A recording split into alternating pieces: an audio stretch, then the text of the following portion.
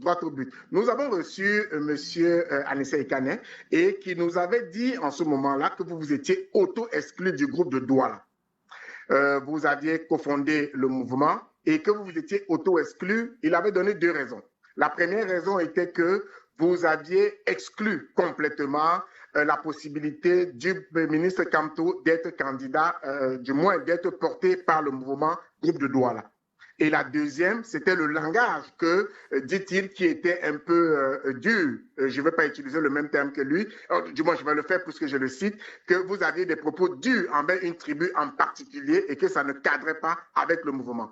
Qu'est-ce que vous avez, vous, à répondre de cette question-là? Nous sommes dans la fosse au lion. Je pense que M. Anissé a l'habitude des comportements quasi dogmatiques. Et je ne suis pas étonné qu'il ait des agissements qu'il croit être des agissements de type révolutionnaire, avec le langage où on veut que, en réalité, quand on a un esprit totalitaire, on ne discute pas, on exclut les gens et on dit qu'ils se sont auto-exclus. Le groupe de Douala, c'est moi qui ai eu l'initiative d'aller voir M. Sambaka.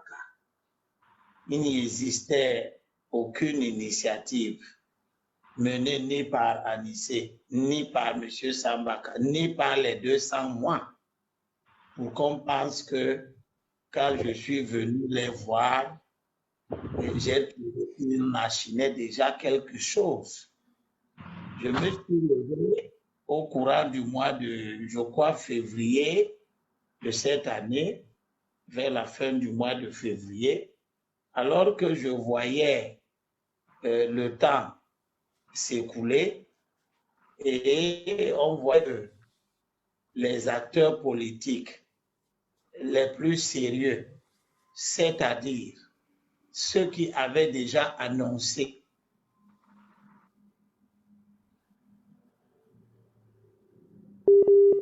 les acteurs politiques qui avaient déjà été annoncés, qui étaient déjà, du moins qui avaient des partis politiques qui étaient potentiellement capables d'investir un candidat à l'élection présidentielle. Je pense que c'est de ça que... oui. Pardon? Il y a eu un petit non, il y avait eu un problème, un petit bug là, mais c'est correct. Non, c'est correct. On avait un bug. Non, c'est lui qui a, c'est le réseau du Cameroun qui déconnait. C'est son réseau avait. Oui, j'avais quelqu'un qui est appelé, je l'ai coupé.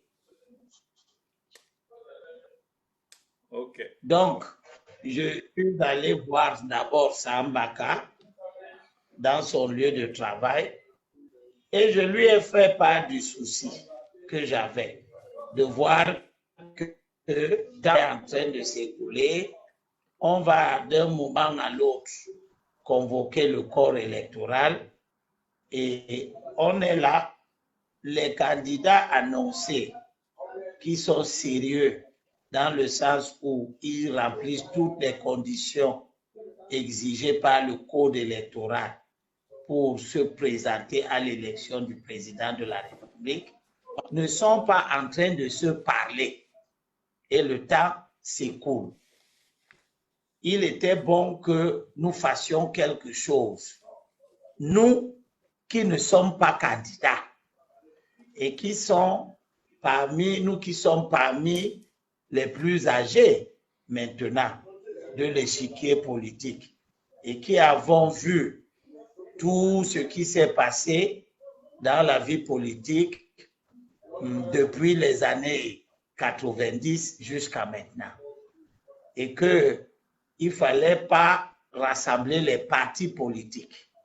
Parce que si on rassemblait les partis politiques, on aurait des discussions qui n'allaient pas se terminer et qui forcément ne nous amèneraient pas au consensus qu'il faudrait faire.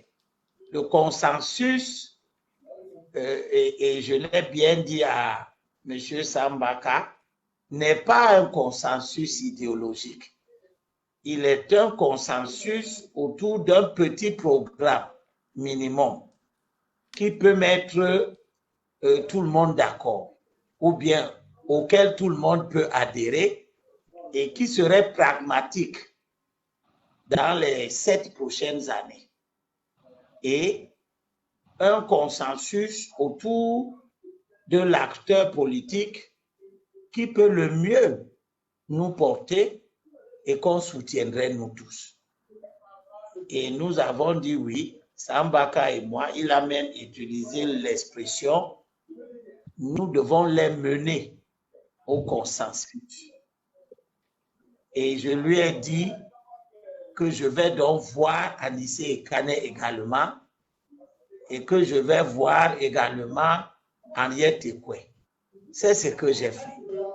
C'est moi qui suis allé voir Anissé Ekane et je lui ai fait part du même souci et je lui ai donné la date de la réunion que j'avais indiquée à Sambaka pour nous voir.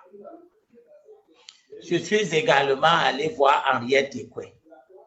Et le jour de la réunion, qui devait se tenir chez Sambaka un après-midi à partir de 14 h, tout le monde est venu. Henriette Ekwe est venue, bien sûr avec un petit retard, nous l'avons attendu. Sambaka était là, c'était dans son restaurant qu'il nous recevait. Anissé était là et moi-même. Lorsque nous avons commencé cette réunion, j'ai répété le souci qui m'avait motivé pour les convoquer à cette assise de réflexion, disons, les inviter. Et je les ai remerciés d'être venus et j'ai exposé notre souci et nous avons, chacun a pu prendre la parole en son temps. Nous avons avancé en arrêtant un certain nombre de conditions élémentaires. Entre autres, j'avais dit qu'à mon sens, pour que notre initiative réunisse, il ne faudrait pas réunir les partis politiques. Il ne fallait pas réunir les partis politiques. Donc, j'ai exposé le cadre dans lequel ce travail devait se dérouler, selon ma vision des choses. J'ai été clair, honnête. Je leur ai dit, il nous faut rassembler les candidats annoncés. Tous ceux d'entre eux qui remplissent les conditions du code électoral. C'est-à-dire qui sont des candidats des partis politiques qui ont des élus. C'est-à-dire, il s'agissait donc uniquement de rassembler les candidats du moins des partis politiques qui sont habilités à investir un candidat à la présidentielle. Exactement. C'était très précis. C'était très précis. Et on a même fait la liste de ces candidats. Jean-Blaise Ogwet, qui est le patron du parti MPNC, je pense, avec, je crois, 3 conseillers municipaux, il peut investir. Joshua aussi du SDF. Akere Mouna, qui a déjà conclu un accord de portage avec le parti vert depuis l'année 2024. C'était déjà connu dans l'opinion par tout le monde que le parti vert présentera Akere Mouna aux élections.